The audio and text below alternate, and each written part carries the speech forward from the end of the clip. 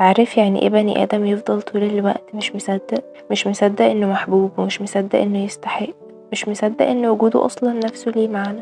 بيبرر كلامه، تصرفاته، اختياراته، بيبرر وجوده، ويفضل يحاول يقنع الناس انه كفاية وانه يستاهل. أسوأ ما يمكن ان تقدمه لشريكك في علاقة ما هو انك ما تصدقوش، وانك تحسسه انه محتاج يبرر ويشرح ويدلل ويبرر، وكأنه بيبرر وجوده. أهلا بيكم في حلقة جديدة من بودكاست سناكس وعي. الحلقة دي عن إنك تتصدق. في احتياج إنساني مهم في العلاقات اسمه احتياج إنك تتصدق، بمعنى أنت محتاج لما تعبر عن اللي جواك إن اللي قدامك يصدقك. محتاج لما تقول أنا حاسس إن في حاجة غلط اللي معاك ما يشككش فيك. محتاج لما تحكي اللي بيسمعك يحس بيك ويتجاوب معاك ويصدق اللي حكيته. زي لما تحكي حاجة لحد وتلاقيه بيرد عليك بمنتهى المفهومية، أنا حاسس بيك، أنا مقدر كل حاجة أنت بتقولها. طبعا في فصيلة من البشر محترفة في قلب الترابيزة، وإنها تشككك في نفسك وتخليك ما تصدقش نفسك أنت شخصيا. زي لما تحكي لحد حاجة فيجيب العيب كله فيك كأنه بيهاجمك على اللي أنت بتحكيه.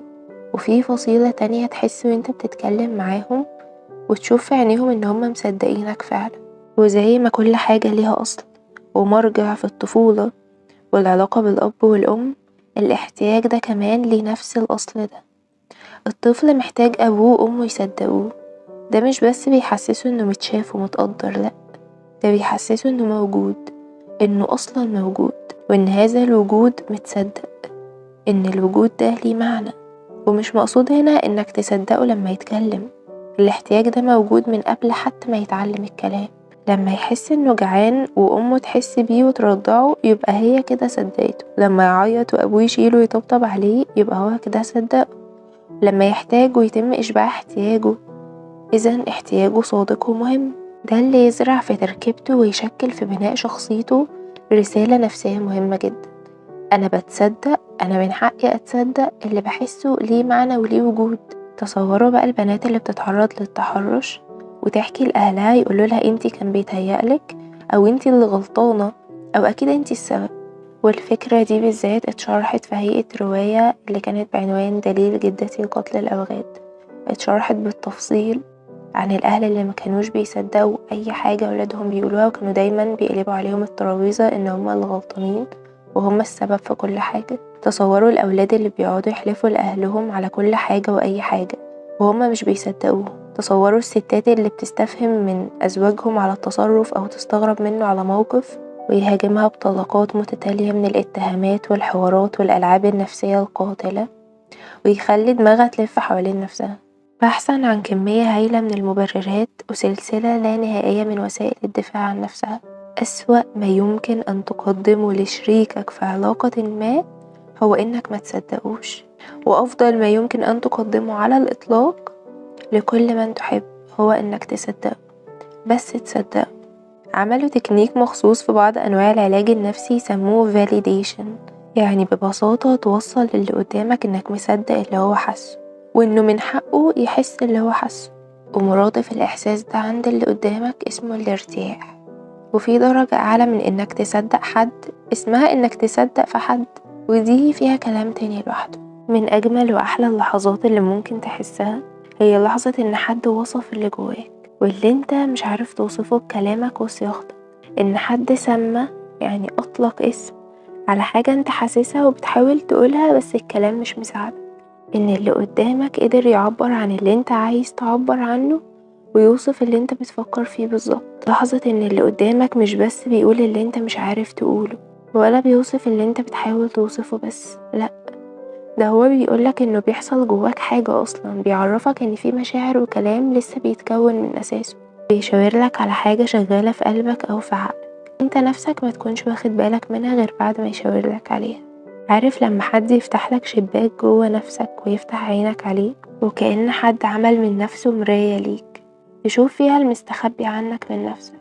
وده اللي قلنا عنه بيشبع حاجة جوانا، احتياج نفسي أصيل وعميق اسمه احتياج ان انا اتصدق او احتياج ان انا اتفهم. احتياج ان حد يفهمني، حد يعرف المعنى اللي جوايا، حد يظبط موجة عقله على نفس موجة عقلي بالظبط. والمقصود هنا بالفهم مش مجرد understanding، لأ، المقصود بيه comprehension، يعني الاستيعاب. يعني اللي قدامك مش بس فاهمك، هو فاهم ومستوعب اللي حاصل جواك بتفاصيله، قادر يدرك في نفسك ما عصى على إدراكك انت نفسك. التقنية العلاجية الأساسية في التحليل النفسي اسمها interpretation، بمعنى إن المعالج بيجي عند نقطة معينة في حواره مع المريض ويقوله معنى اللي حاصل جواه، تفسير للي بيدور بينهم. وأكتر وقت مناسب إن الشخص المستمع يقول للي بيفضفض أو بيتكلم تفسير أو معنى اللي هو بيقوله أو اللي حاصل جواه، أو يرتب له أفكاره المشوشة أو المتلخبطة، وقت ما يكون المعنى ده على لسان المريض أو الشخص اللي بيفضفض عموما، بس مش عارف يصيغه. هو على لسانه بالفعل بس مش عارف يديله مسمى.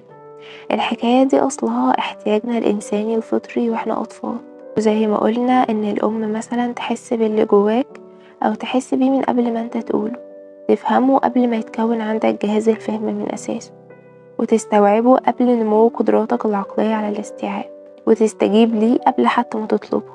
مجرد ما حد يحط معنى للي جواك، ده شيء مغير للنفس، إنه يتم فهمك قبل ما انت شخصيا تفهم نفسك، والتعبير عنك قبل ما انت بنفسك تعبر عن نفسك. إن حد يرتب اللي كان متلخبط جواك ويقدمهولك، إن حد يكمل جملة بدأت جوا مخك ومعرفتش تخرجها. ده مش معناه طبعا إنه مطلوب من كل حد بيحبك إنه يفهم اللي جواك ويحس بيه ويستوعبه ويعبر عنه قبل ما يجي في بالك أو في عقلك أو على لسانك. استمرار أي احتياج طفولي بنفس شكل وحجمه شيء غير سوي، لكن معناه إننا محتاجين من حين لآخر حد يعمل كده، وإن اللحظة دي لحظة غالية جدا وجميلة جدا.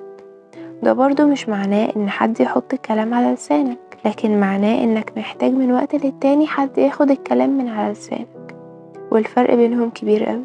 وكمان مش معناه إن حد يختزل اللي بيحصل جواك ويسجن مشاعرك وخبرتك بشوية حروف أو كلمات، إنما معناه إن في حد بيقولك بصوتك أنا فاهمك. ولحد هنا وصلنا لنهاية الحلقة. عزيزي المستمع، اسمع، فكر، اتحرك.